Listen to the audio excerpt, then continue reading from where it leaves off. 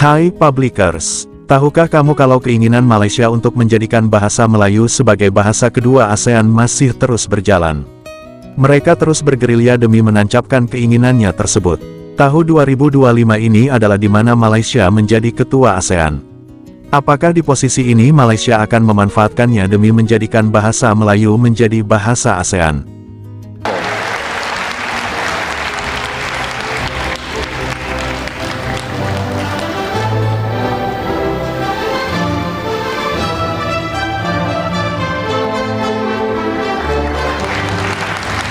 Congratulations.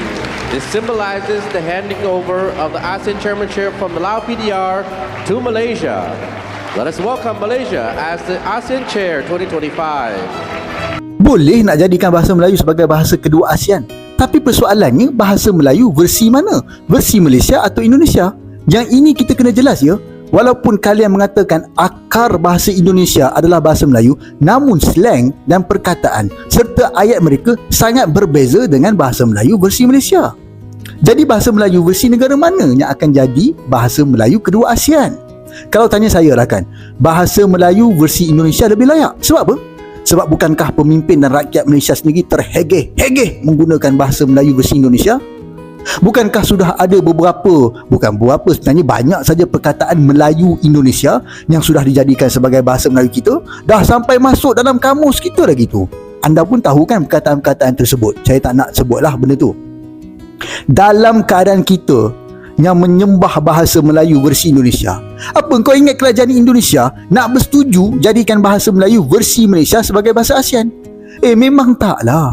Sudah tentulah mereka nak jadikan bahasa kedua ASEAN tu bahasa Melayu versi Indonesia. Bahkan mereka takkan setuju istilah bahasa Melayu tu sendiri. Mereka mesti nak tukar istilah tu sebagai bahasa Indonesia. Kedua, kita kena terima hakikat ramai pemimpin dan ahli politik negara kita Malaysia ni tak boleh bercakap bahasa Melayu dengan baik. Anda sendiri tengok kan dalam persidangan Dewan Rakyat. Tengoklah betapa teruknya bahasa Melayu mereka. Nah sekarang, kalau tiba-tiba lah kan ada persidangan ASEAN dengan pihak Indonesia, Singapura, Brunei, dan waktu tu kita kena guna bahasa Melayu, dan yang akan jadi wakil Malaysia nanti adalah dalam kalangan pemimpin kita yang tak fasih dalam bahasa Melayu. Kalaulah dia sendiri tak fasih bercakap bahasa Melayu versi negara dia sendiri, apa kau rasa dia boleh faham ke apa pemimpin Indonesia bercakap dalam bahasa Melayu versi Indonesia? Haramlah dia tak faham. Dan sudah tentulah secara automatik akan ditukar ke dalam bahasa Inggeris. Jatuh maruah kita. Jawab saya dua persoalan ni dulu. Lepas dah jawab, saya akan buat pula video kenapa Malaysia tak layak tuntut bahasa Melayu versi Malaysia sebagai bahasa kedua ASEAN. Sedar dirilah. Assalamualaikum Pak Anies. As what you mentioned before, the Malay language is similar to Indonesian language. So I think without a translator we can understand each other. So can I proceed my question with bahasa?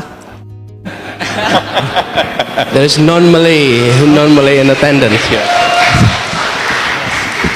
So with English then.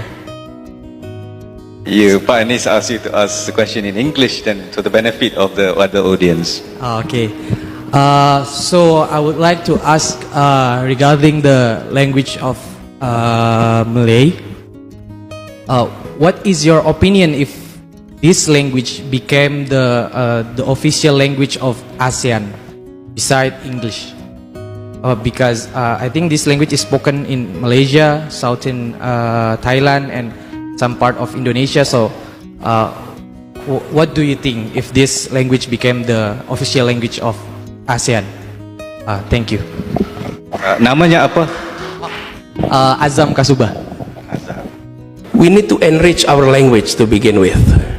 I don't know how many words in Malay today. How many words of Malay? The number of words in the Malay language. How many? Anyone? In Bahasa Indonesia, we have 150,000 words in Bahasa Indonesia.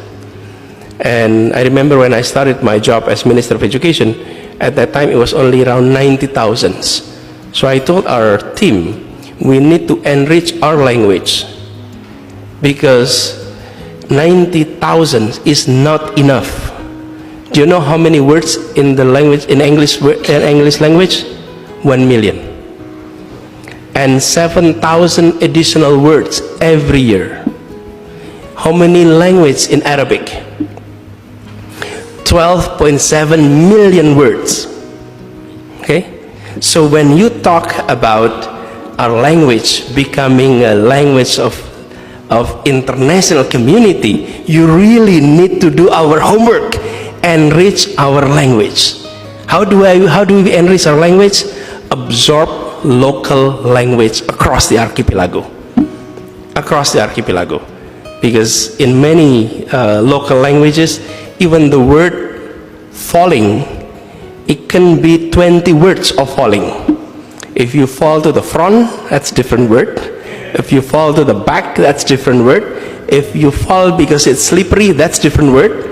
And if you fall because there is a hole, it's a different word. What I'm saying is that, richness of language is important when you present it to the international community as an international language. So that is why it's important for us here in Indonesia and Malaysia to continue enriching our language so that we can stand up in the international community and presenting our language to the world. But if we haven't done our homework, wait a minute, okay? Hold on. So do our homework. Mendengar jawaban dari Pak Anies terhadap pertanyaan orang Malaysia yang kekeh mempertanyakan dan mengharapkan bahasa Melayu sebagai bahasa ASEAN. Bisa disimpulkan dengan kata lain jawaban Pak Anies ini adalah bahasa Melayu miskin kosakata dan tidak berkembang di dalam negerinya hehehe. Tetapi beliau menjawab dengan bahasa yang sopan dan pemilihan diksi yang baik. Bagaimana menurut teman-teman semua? Silahkan tuliskan keluh kesah kalian di kolom komentar. Dukung channel ini agar terus berkembang dengan cara klik tombol subscribe, like, komen, dan share. Terima kasih sudah menonton video ini, jangan lupa tonton video selanjutnya. Dadah.